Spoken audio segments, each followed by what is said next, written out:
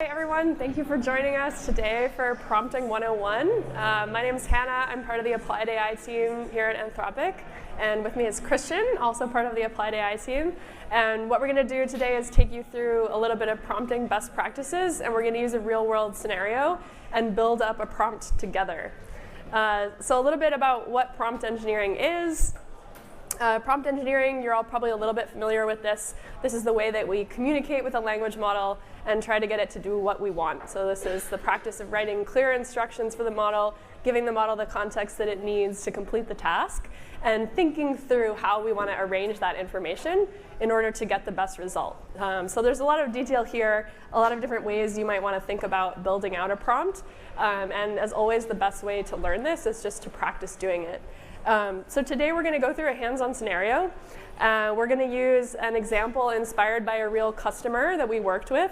So we've modified what the actual customer asked us to do, but this is a really interesting case of trying to analyze some images and get factual information out of the images and have Claude make a judgment about what content it finds there.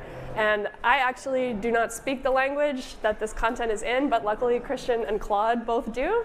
So I'm going to pass it over to Christian to talk about the scenario and the content. So for this example that we have here, it's intended, so to set the stage, imagine you're working for a Swedish insurance company and you deal with car insurance claims on a daily manner. And the purpose of this is that you have two pieces of information. We're going to these in detail as well, but visually you can see on the left-hand side we have a car accident report form, just detailing out what transpired before the accident actually took place. And then finally we have a sort of human-drawn sketch of how the accident took place as well. So these two pieces of information is what we're going to try to pass on to Claude. And to begin with, we could just take these two and throw them into the console and just see what happens.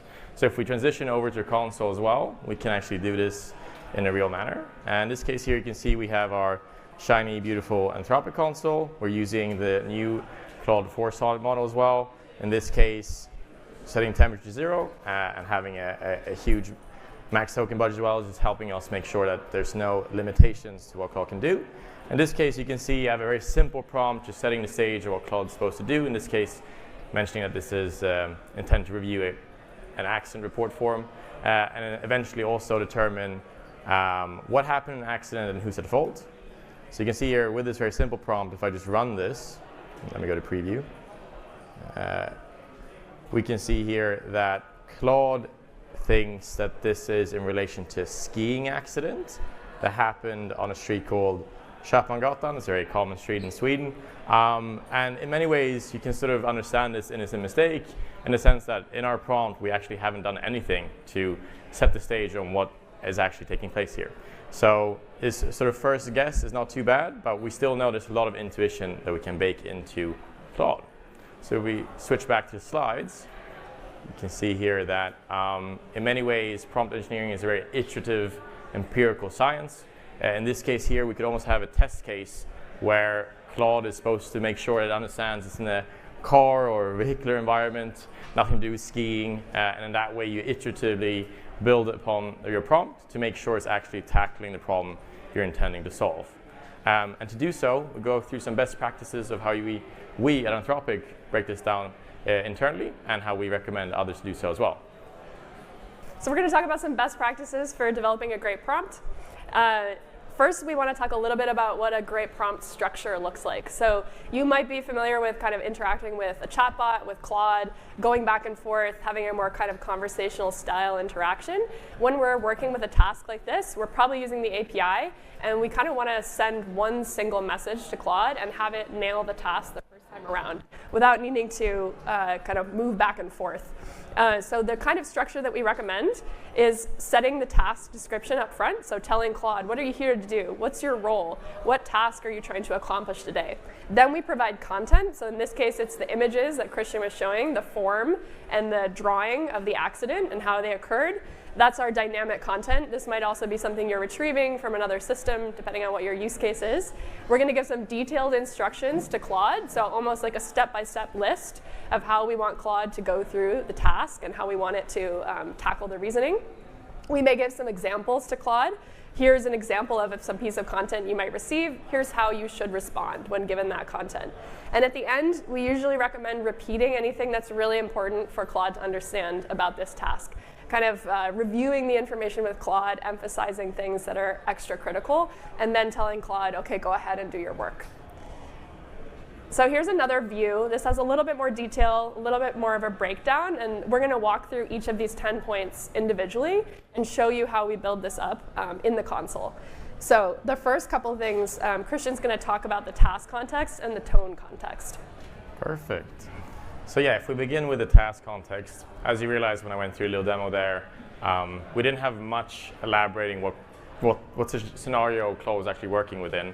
And because of that, you can also tell that Claude doesn't necessarily needs to guess a lot more on what you actually want from it. So in our case, we really want to break that down, make sure we can give more clear-cut instructions, and also make sure we understand what's the task that we're asking Claude to do. Secondly as well, we'll also make sure we add a little bit of tone into it all. Key thing here is we want Claude to stay factual and to stay confident.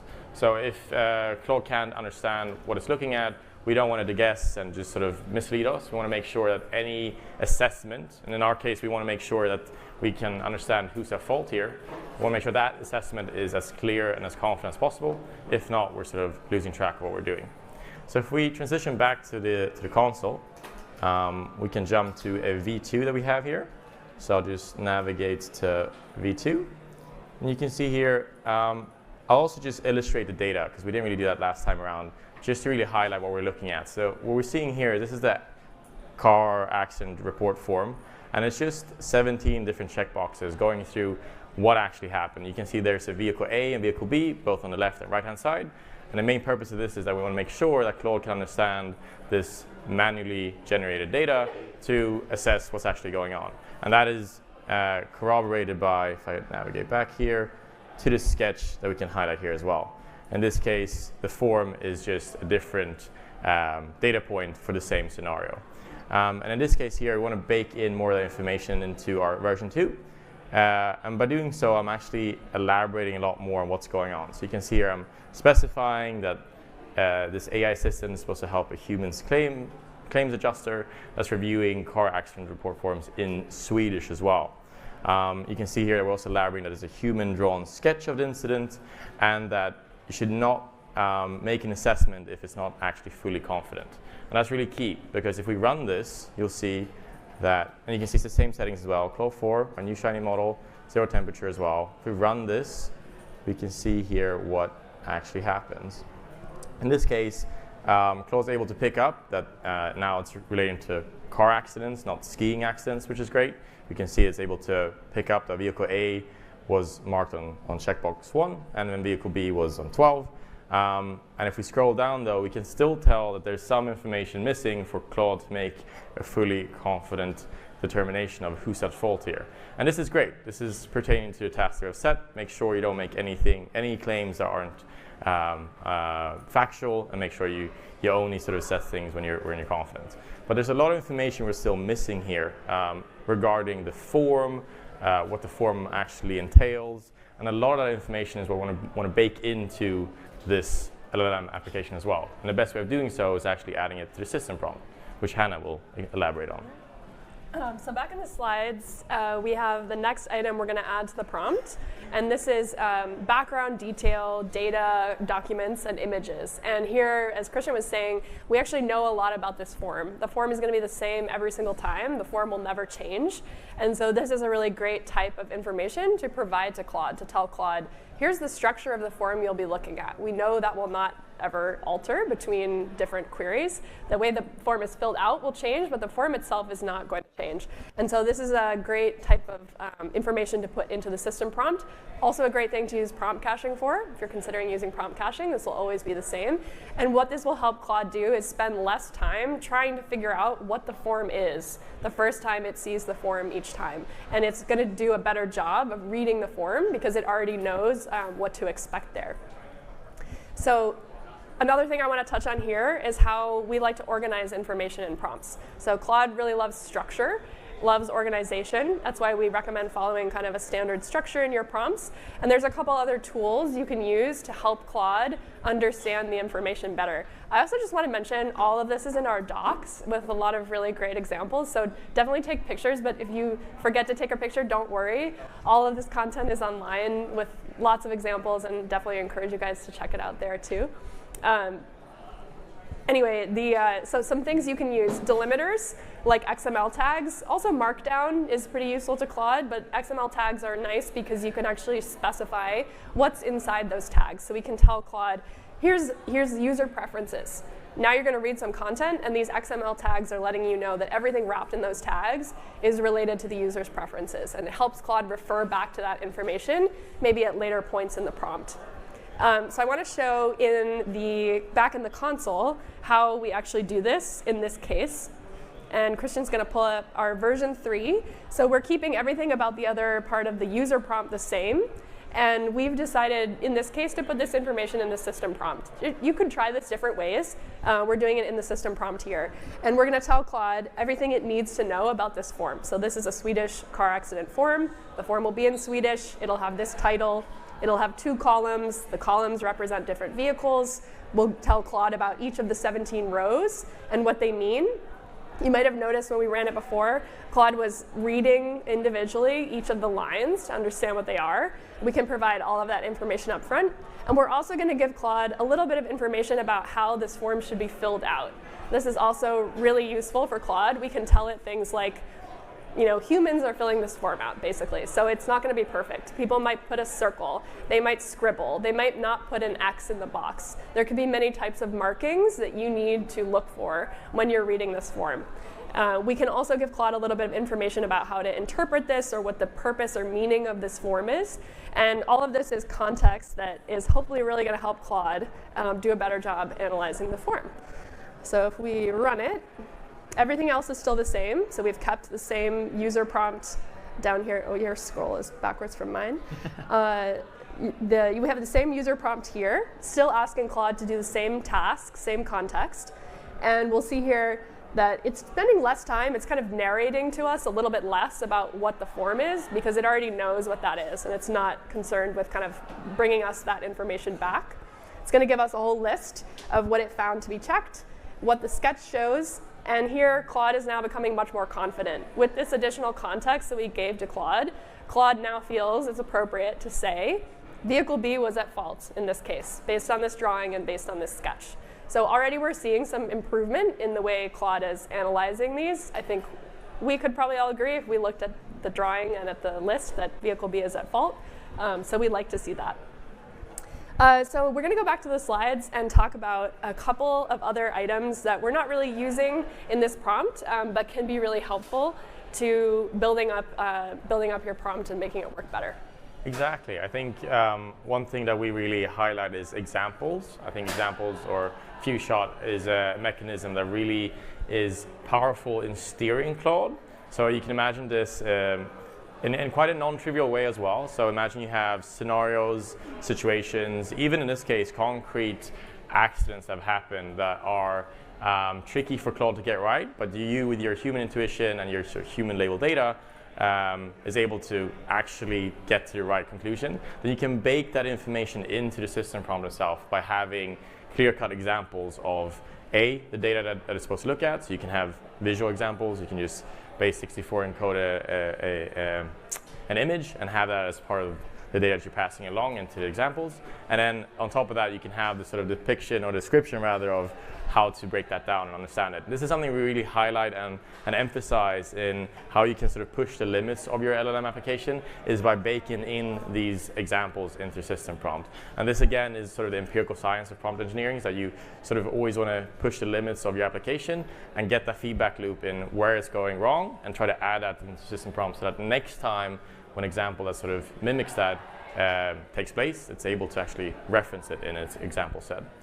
You can see here as well, this is just a little example of how we do this. Again, really emphasizing this sort of XML structure that we enjoy. It gives a lot of structure to Claude. It's what it's been fine-tuned on as well. And it works perfectly well for this example. And in our case, we're not doing this just because it's a simple demo, but you can realistically imagine if you were building this for an insurance company, you'd have tens, maybe even hundreds of examples that are quite difficult, maybe in the gray, that you'd like to make sure that Claude actually has some basis in to make the verdict next time.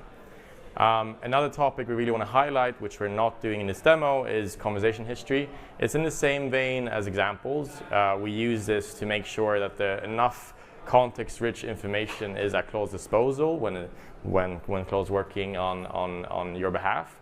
In our case now, this isn't really a user-facing LLM application. It's more something happening in the background. You can imagine for this insurance company, they have this automated system, some data is generated out of this, and then you might have a human in the loop towards the end. If you were to build something much more user-facing, where you'd have a long conversation history that would be relevant to bring in, this is a perfect place in the system prompt to include, because it enriches the context that Claude works within. In our case, we haven't done so, but what we do is, and the next step is try to make sure we give a concrete reminder of the task at hand. So now we're going to build out the final part of this prompt for Claude, and that's coming back to the reminder of what the immediate task is and giving Claude a reminder about any important guidelines that we want it to follow. Some reasons that we may do this are preventing hallucinations. So we want Claude to not invent details that it's not finding in this prompt, right? Or not finding in the data. If Claude can't tell which form is checked, we don't want Claude to take its best guess or invent the idea that a box might be checked when it's not. If the sketch is unintelligible, the person did a really bad job drawing this drawing, and even a human would not be able to figure it out, we want Claude to be able to say that. And so these are some of the things we'll include in this final reminder and kind of wrap-up step for Claude. Remind it to do things like answer only if it's very confident. We could even ask it to refer back to what it has seen in the form anytime it's making a factual claim. So if it wants to say vehicle B turned right, it should say, I know this based on the fact that box 2 is clearly checked, or whatever it might be. We can kind of give Claude some guidelines about that. So if we go back to the console, we can see the next version of the prompt. And we're going to keep everything the same here in the system prompts. We're not changing any of that background context that we gave to Claude about the form, about how it's going to fill everything out. We're not changing anything else about the context and the role. We're just adding this detailed list of tasks. And this is how we want Claude to go about analyzing this. And a really key thing that we found here as we were building this demo and when we were working on the customer example is that the order in which Claude analyzes this information is very important. And this is analogous to the way you might think about doing this if you were a human. You would probably not look at the drawing first and try to understand what was going on, right? It's pretty unclear. It's a bunch of boxes and lines. We don't really know what that drawing is supposed to mean without any additional context. But if we have the form, and we can read the form first and understand that we're talking about a car accident and that we're seeing some checkboxes that indicate what vehicles we're doing at certain times, then we know a little bit more about how to understand what might be in the drawing. And so that's the kind of detail that we're going to give Claude here, is to say, hey, first, go look at the form. Look at it very carefully. Make sure you can tell what boxes are checked. Make sure you're not missing anything here. Make a list for yourself of what you see in that, and then move on to the sketch. So after you've kind of confidently gotten information out of the form and you can say what's factually true, then you can go on and think about what you can gain from that sketch, keeping in mind your understanding of the accident so far. So whatever you've learned from the form, you're trying to match that up with the sketch. And that's how you're going to arrive at your final assessment of the form. And we'll run it. And here you can see one behavior that this produced for Claude. Because I told it to very carefully examine the form, it's showing me its work as it does that. So it's telling me each individual box, is the box checked? Is it not checked? And so this is one thing you'll notice as you do prompt engineering. In our previous prompts, we were kind of letting Claude decide how much it wanted to tell us about what it saw in the form. Here, because I've told it carefully examine each and every box, it's very carefully examining each and every box. And that might not be what we want in the end, so that's something we might change. But it's also going to give me these other things that I asked for in XML tags. So a nice analysis of the form, the accident summary so far. It's going to give me a sketch analysis, and it's going to continue to say that vehicle B appears to be clearly at fault. In this example, it's a pretty simple example. With more complicated drawings, less clarity in the forms, this kind of step-by-step thinking for Claude is really impactful in its ability to make a correct assessment here. So I think we'll go back to the slides, and Christian's going to talk about a last kind of piece that we might add to this to really make it useful for a real-world task. Indeed, thank you so much. So as Hannah mentioned, we sort of set the stage in this prompt to make sure that Claude's really acting on our behalf in the right manner. And a key step that we also add towards the end of this prompt, that I'm going to show you in a second, is a simple sort of guidelines or reminder part as well. So just strengthening and reinforcing exactly what we want to get out of it. And one important piece is actually output formatting. You can imagine if you're a data engineer working on this LLM application, all this sort of fancy preamble is great, but at the end of the day, you want your piece of information to be stored in, let's say, your SQL database, wherever you want to store that data, and the rest of it that is necessary for Claude to sort of give its verdict isn't really that necessary for your application. You want the nitty-gritty information for your application. So if we transition back to the console, you'll see here that we just added a simple importance guidelines part. And again, this is just reinforcing the sort of mechanical behavior that we want out of Claude here. We want to make sure that the summary is clear, concise, and accurate. We want to make sure that nothing is sort of impeding in Claude's assessment, apart from the data it's analyzing. And then finally, when it comes to output formatting, in my case here, I'm just going to ask Claude to wrap its final verdict. All other stuff I'm actually going to ignore from my application and just look at what it's actually assessing. And that is, I can use this if I want to build some sort of analytics tool afterwards as well, or if I just want a clear-cut determination, this is a way I can do so. So if I just run this here, you'll see it's going through the same sort of process that we've seen before. In this case, it's much more succinct because we've asked it to summarize its findings in a much more straightforward manner. And then finally, towards the end, you'll see that it'll wrap my output in these final verdict XML tags. So you can see that during this demo, we've gone from a skiing accident to sort of unconfident, insecure outputs from perhaps a car accident in the second version to now a much more strictly formatted, confident output that we can actually build an LLM application around and actually help, a real-world car insurance company, for example. Finally, if we transition back to the slides, another key way of shaping Claude's output is actually putting words in Claude's mouth, or as we call it, pre-filled responses. You could imagine that parsing XML tags is nice and all, but maybe you want a structured JSON output to make sure that it's JSON serializable and you can use this in a subsequent call, for example. This is quite simple to do. You could just add that Claude needs to begin its output with a certain format. This could be, for example, a open squarely bracket, for example, or even in this case that we see in front of us, this would be an XML tag for itinerary. In our case, it could also be that final verdict XML tag. And this is just a great way of, again, shaping how Claude is supposed to respond without all the preamble if you don't want that, even though that is also key in shaping its output to make sure that Claude is reasoning through the steps that we wanted. So in our case here, we would just wrap it in the final verdict and then parse it afterwards. But you can use prefill as well. Now, finally, one step that I would like to highlight here as well is that both Claude 3.7 and especially Claude 4, of course, is a sort of hybrid reasoning model, meaning that there's extended thinking at your disposal. And this is something we want to highlight because you can use extended thinking as a crutch for your prompt engineering. Basically, you can enable this to make sure that Claude actually has time to think. It adds this thinking tags and the scratch pad. And the beauty of that is that you can actually analyze that transcript to understand how Claude is going about that data. So as we mentioned, we have these checkboxes where it goes through step-by-step of the scenario that transpired for the accident. And in many ways there, you can actually try to help Claude in building this into the system prompt itself. It's not only more token efficient, but it's a good way of understanding how these intelligent models that don't have our intuition actually go about the data that we provide them. And because of that, it's quite key in actually trying to break down how your system prompt can get a lot better. And with that said, I think I'd like to thank all of you for coming today. We'll be around as well, so if you have any questions on prompting, please go ahead. I know there's a prompting. If you want to learn more about prompting, in an hour we have prompting for agents. And right now we have an amazing demo of Claude Plays Pokemon, so don't go anywhere for that.